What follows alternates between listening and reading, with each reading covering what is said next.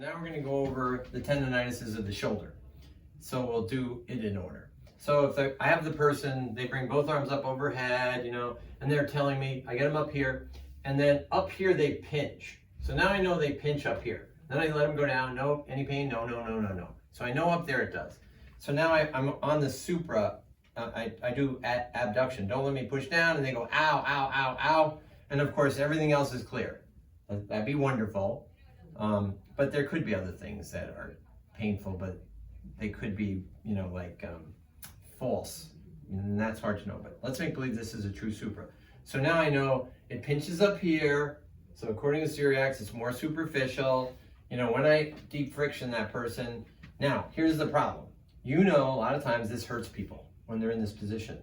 So I might have to do some stretching to get them in this position. So what I do is, you can either, according to Syriacs, you find the acromion, you take their index finger, you find the acromion, and then you put their finger there. Ideally, our tendon problem is supposed to be, just relax, you can let go, right there. And then if that's the case, I'm going to put my thumb here, and I'm going to be going down like this. Now, you can do both, back, forth, to and fro, as he says. I sometimes in the beginning just go down. So here I am here. But let's make believe the person says, well, actually, it's more sore right here. Well, that's a really sore spot anyway. I'm not going there.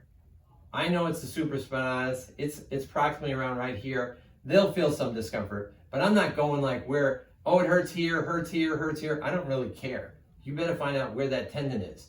Now, then of course you have the one that's not as superficial. It hurts here on the arc, not here up here. So you have the resistive abduction, it hurts around here, and then it clears.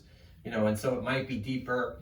Now sometimes, so here you are, you have his index finger, you go here, it's here. Now say you're 70% not better. Then what I shove the elbow in, and then I get up under the acromion. So now I'm at the acromion, and I'm like digging in there. And then sometimes the person goes, yeah, that's it. No, that's the pain. And then I dig in there to knock out the last 20, 25%. So I'm in just kind of underneath that acromion. And I'm going back and forth and back and forth and back and forth. So for me, the supra is here, not too far down, and then up towards the acromion with the hand behind the back. Ideally, you'd like to have the ionto done with the hand behind the back, ideally. The one that's just resistance and no arc or anything, that's usually in the muscle belly, which is rare. So muscle tendinous junction, I mean. So then you'd have them sit, and this will be here, and you're actually in that muscle tendinous right part of the scapula, inside the little spinous scapula area where the supra comes and then goes into the tendon. That's muscle tendinous junction. And then I'm just going like this, digging in there. That's rare, but it still could happen. Superficial will get better faster, and this will get better slower. So I might say, I always overdo now. In the old days, I would say 16 visits, I'm gonna get you better. I don't say that anymore. So, I say, I know our average program length is 10. I don't tell it to the patient. So to be safe, I'll go 10 to 12 on the superficial. Well, that one's deep. That could take me 16 or 17. Now, I could get them better than 8, but I just say that because I want them to know, oh, this is a problem that takes time in their head. I don't want them thinking it isn't. So the infra, you do the same thing, and then you do this, and then I always get them on their elbows, even if they can't, to start, because I just want to make sure I have it taught to find it. Like, where am I going to deep friction? How big is it that my thumb's going to be deep frictioning? Then I can put them on a chair, put them on a pillow, and adduct and external rotate and make it taut, and then get it deep frictioned. Because for me, when I deep friction, so I'd have them on something like this. So now I go from the spine, I go down, and then I'm going to be like going like that. All thumb. Yeah. So I have him down, grab this, and then I have him adduct. Yeah. So now, well, yeah, a little. Yeah, because I want it taut. Bring your whole body. There we go. Yeah. Yeah. So I want it nice and tight. So I go to the spine. So here's the spine.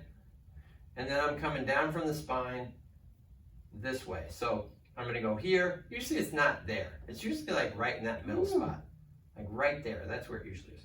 And then down here you're getting to the teres. So it's right here, and I'm going that way, but I'm gonna be standing there.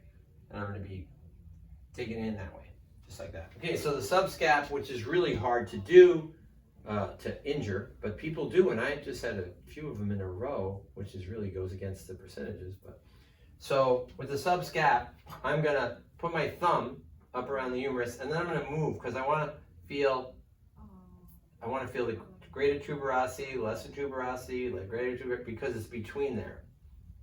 So then once I get that, then I'm gonna go up and down because the subscap comes from under and around. Now you know you got your bicep going through there, that notch as well. But so I'm going to go up and down because I think it's a subscap. And I might just say, don't let me push, you know, and then when they go, oh yeah, that's it. And then I'll deep friction that. Now, but you have to stop them from watching when they close the door hard in the car or coming across, you know, because that's a tough tendon. Even though I've had really good luck, better than I used to, I don't know why. Seems like I get that better faster than I would anticipate. Of course, I don't tell the patient that, but because I think that should take forever, because that's hard to hurt. But if you deep friction, cross friction it, the right spot, you don't let them stretch it, because I don't want them stretching it while it's trying to heal. And that's something I always think, and this is my stereotype, but trainers stretch when you're hurt. Therapists, this is me saying it, don't stretch. We heal and then we stretch. Trainers are stretching, you get hurt, stretch. I think the reason it takes them so long to get people better is because of that. But so for me, I'm not letting them stretch the subscap at all when I'm trying to treat it. So I might be doing, like, they might have some of this or GERD or something that I have to work on as well, but I'll be deep friction because I have to make sure it's not a mechanical thing, you know, because they can't come across because this hits the coracoid. So that they might need this, but you can't go after it if that's inflamed, because then it's not like a frozen shoulder. It's like you're aggravating that, inflaming it. So, you know, here we go. I want them to sleep, so I'm going to work on this. Ow, that hurts. Ow, that hurts. Well, that hurts a bad hurt. That's you're pinching the crap out of it. Yeah, if it's subscap. Yeah. So once again, it's doing the right thing at the right time, which means it can't, like, if you have a subscap frozen shoulder, then you're in trouble, because is this really the scarring, or is this you pinching the crap out of the subscap? In that case, you're not going to be going after this. You're not going to say, we're not going to work on this sleep motion for you because it's pinching the crud of the tendonitis. So I say to the patient, no offense, you're not my fun frozen shoulder. Fun frozen shoulder is there's no tendon involved. You have a tendon involved, so you're not fun. Because I can't just haul out and stretch you and break scar tissue. I got to watch this stupid tendonitis, which could have been the original cause, and I got to get that better while I'm stretching you without irritating that. That's talent. That takes a lot. Subscap is when there's pain with resisted internal rotation, and usually the other ones are negative. Usually, yeah. But, you know, you're going to have to sort that out. It's the infamous, when Bev trained me and why she would say, that's not real, that's not real. I'd be like, what? And she'd be right. So, swimmer shoulders, everything hurts. Ow, ow, ow, ow, ow. You know, okay, what do you do then? What's the real? You know, well, you're calming it down. You're going to calm down the shoulder. And then as you see them the next visit, all of a sudden one of the four is gone. And then one of them, you know, it's starting to clear up. And then by the second one, because you do an anti-inflammatories or something, and then you're not letting them swim. They can kick. Swimmers are weird if you take them out of the pool. They don't get better, I don't know. But, and then all of a sudden, it shows itself by the third visit. Aha! That's the one. Yeah. And the others are just, everything's so inflamed. Everything hurts. Yeah. But, yeah, those things are Yeah, but you just bring someone in who should be able to see that clearer. And if we can't, then bring someone else in. I mean, we got to be able to clarify. So to clarify things for me, I lie them down and retest. It's weird how, for some reason, when we're standing, ow, ow, ow, ow, ow. Then you lay them down and you go, don't let me push. That doesn't hurt. Oh, don't let me push. Yeah, that hurts. How'd that happen?